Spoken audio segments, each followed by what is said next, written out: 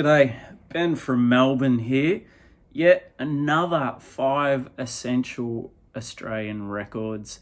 This time we're going to do 90s indie rock. Looking forward to this one. Got some bangers for you. This, of course, is what I consider to be, if you want to get onto some Australian music, some of the building blocks to give you a good start, and, trying to do a few different genres and eras.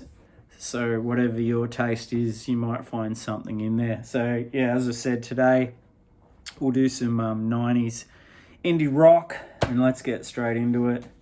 And now we're going to start with the great Knievel.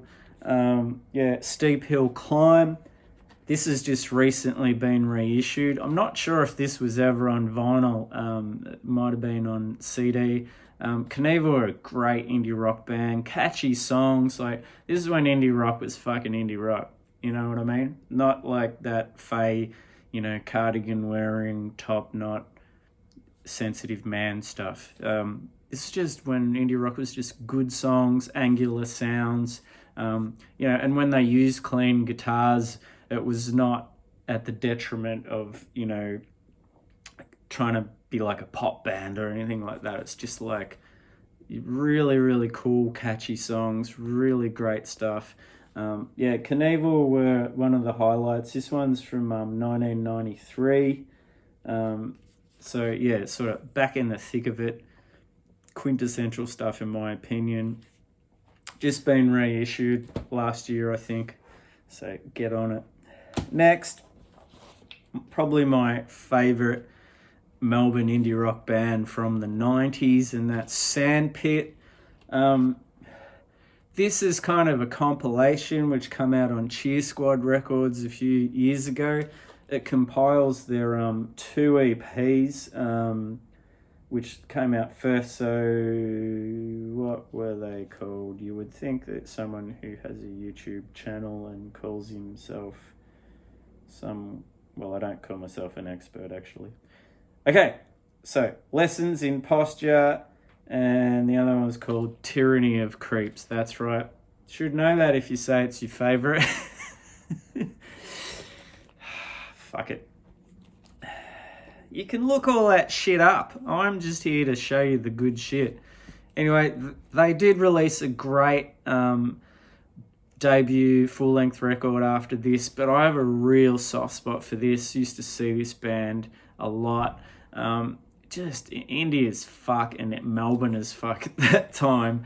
We had the Jazz Master and Jag guitars.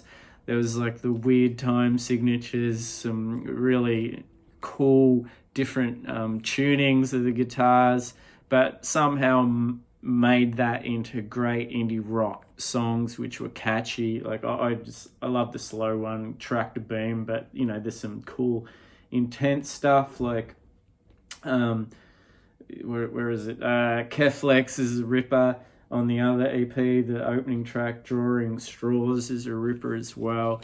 I can't recommend this enough if you do like that 90s era indie rock. One of my all-time favourites, Sandpit. And this comp's called The Hunting Picture. You can probably pick up the 2 EPs second-hand, but they only are on CD as far as I know. Awesome shit. Now, from not Melbourne, Sydney, on the Half a Cow label, is the mighty Smudge. This has also just recently been reissued. Looks like it's through Half a Cow as well. Smudge, a great band. Again, this is all 90s indie rock. It's got the edge, it's got the hooks, it's catchy. Just really cool songs, really, well crafted, put together. And just, there's that thing about 90s rock. It's just got a bit more oomph in it to what is known as indie rock now. I'm not saying there's not bands like that, but it just felt like in the 90s every second band was awesome. And I think Smudge had a bit of an association with Evan Dando around the time of It's a Shame About Ray. He spent some time over here. I think he might have... Did he play on that record? I can't remember. Anyway, there was a bit of a thing going on. This is like back when I had hair. Awesome band, Smudge. This record's called Real McCoy, Wrong Sinatra, and so that was just recently reissued last year as well. So hopefully you can get your hands onto that bad boy. Now, much as I hate to say it, well, I don't hate to say it. They were fucking awesome. It's just that Tim Rogers has just turned into a complete knobhead. But the first three You and My records are unbelievable. They're so good. And the EPs that they released even before then were really good. This is the one for me. This is the pinnacle. This was their second record, Hi-Fi Way, where it just come together. The rock, the indie rock, intense live shows, and the songwriting all came together, and a bit of production on here as well. I'm not talking like fucking bullshit Pink Floyd stuff, but just little touches. Whoa, something fell out. Whoa, psychedelic. But yeah, this is the one. Like, had the big single on here. Where is it?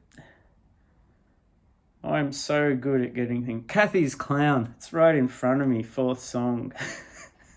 This is a great record. It's an indie rock record for sure, but it's got tinges of psychedelia. As you can see, it's got that 60s style cover, which was kind of a bit of a thing in Australian indie rock in the 90s. There are a number of bands which sort of played with that psychedelic image, and some, incorporated into their sound a bit. There's still definitely indie rock bands, but you can hear the influence in there. And this is a top-notch record. Really, really good. First three You and My records are fantastic. They're a band that you might have heard of if you're in the States, because I believe they made some inroads over there. They supported Soundgarden in the 90s. Really good. Tim Rogers is just a fuckstick. Anyway, that's my opinion. That one came out originally in 93. That was reissued a few years back.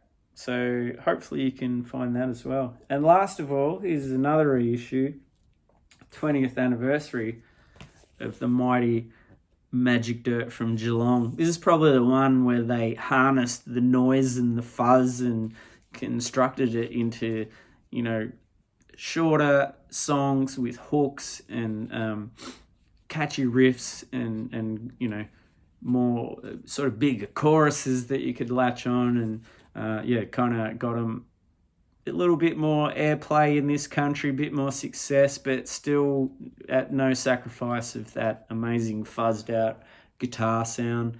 This has got I think the two singles were Dirty Jeans and Super Glue. I really like Super Glue.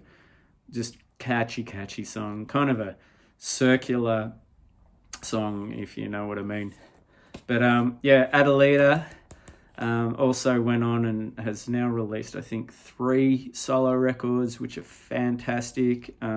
Magic Dirt reconvene every now and then as well to play shows.